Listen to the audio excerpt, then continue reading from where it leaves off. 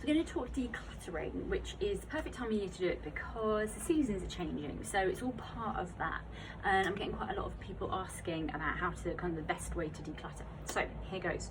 We're going to make 2 piles. One is your out pile, 3 to throw it, donate, sell, whatever you want to do with it. The other one is a maybe pile. Your maybe pile is maybe you'll wear it, maybe next season, maybe you won't. Doesn't matter. You can be really ruthless with that maybe pile because though it's coming out of your wardrobe, it's going to stay in the house. So we want it in a different room, in a different wardrobe, under your bed, in a suitcase, wherever, but not hanging in this kind of space, okay?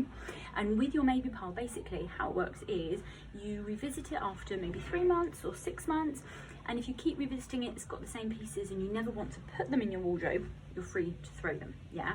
So let's start. First thing you want to take out is anything to mend, your to-do pile. Take it out. If you can't wear it straight away, it doesn't belong in your wardrobe, yeah? Try, sew on that button tonight, yeah? So take that out of the way, that's number 1. Number 2 is anything that makes you look or feel twice as old or twice as big. They don't deserve to be in your wardrobe. You don't, that's not key. They can go straight away pretty much. They can pretty much be thrown out. Number 3 is anything you don't like. Okay, and everybody has this. Maybe you got bought something, but you can always pull a few things out straight away that you're like, God, I've never really liked that anyway. You can get rid. The 4th thing is anything that doesn't fit, and that can be that you need to try a few things on, or you might want to actually put in a maybe pile because you think, oh, I love this skirt so much, I don't fit it yet. So that might go in your maybe pile. But most of the other things, you're free to get rid, yeah? So then we go to the next kind of pile, which are the pieces that I want you to try on. And these are items that you haven't worn in a while or maybe ever, and they still might have the tags on them. These really need to be tried on because a lot of the time what happens is that, say for example, there's a great pant in a client's wardrobe and they're like, oh no, I can't really, don't like them. I'm like, oh, they'd be great because you can style them like this, and like this. Let's try them on. And they put them on and it's a different day. Maybe they're having a bad day before, maybe they were wearing the wrong underwear. And maybe now when you try them on, you've got a great new shoe that looks really good with the pant and it makes it work and you can outfit it. So that's why you need to try it on because you might have got other things. And often our bodies are changing, we fluctuate, we change. So try those bits on. And also if you still don't like them and they still don't really work for you, think why you're not going to wear them. Why did I buy this? What was it about it? Was it an impulse buy? Was it sale? Or am I not wearing it because I need to iron? We want to nail down the reasons why they're in your wardrobe but you're not wearing them because we don't want to repeat them, yeah? We need to learn from them.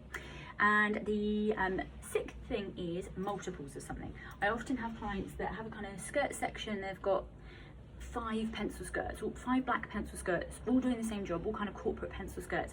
You don't need all 5 in your wardrobe. They're just taking up too much space and you get decision fatigue deciding which one to wear when actually you're only ever going to wear 1 or 2.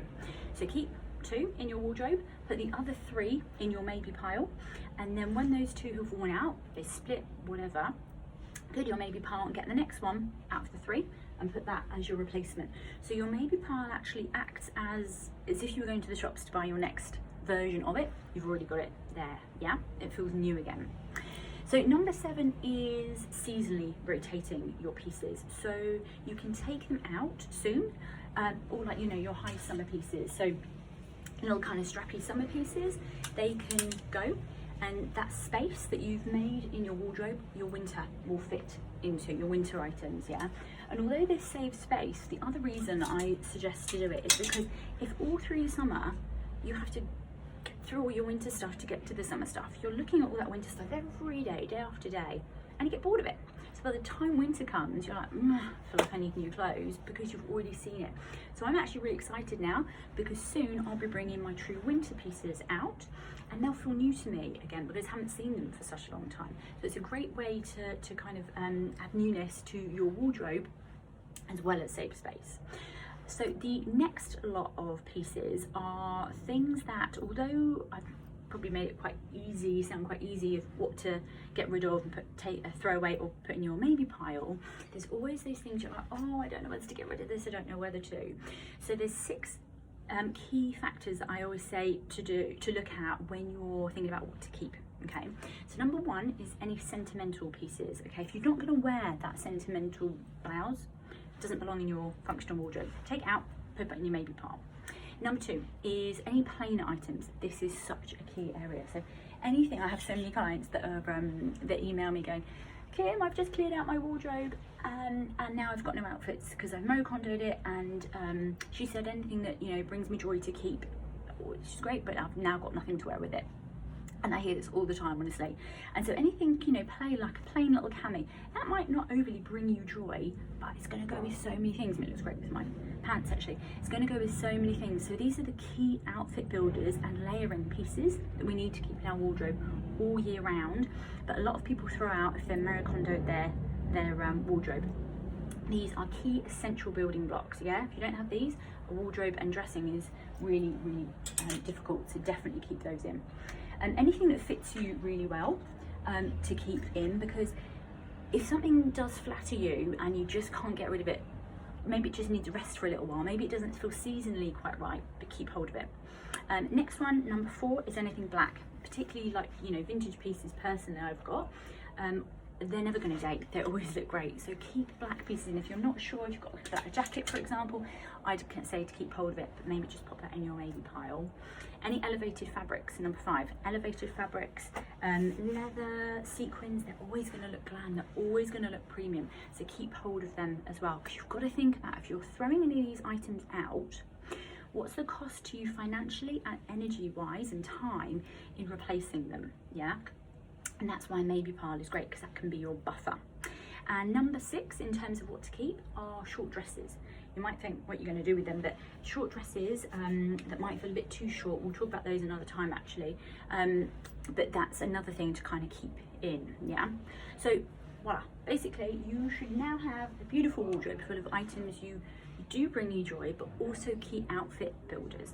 And what I do generally with the clients that I've just sorted out that with is then I go to your wardrobe, and we obviously would have condensed it, we would have halved the amount of items that we've got in it. You've got a smaller wardrobe, but then actually I will then double the amount of outfits we can make from it, because we'll start playing around with the items, coordinating them, and also this obviously includes accessories as well, so go through exactly the same steps with all your accessories and your shoes and everything else, treat it the same.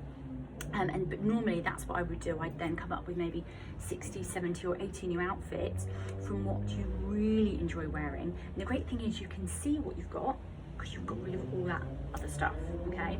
So, and if I can't be with you to do that, try it yourself, have a play, you know, be playful if you've got the time right now. Not everyone has, but if you have to, be playful and start to play with those pieces, because if you've only got items that you love in your wardrobe, you can't really go wrong.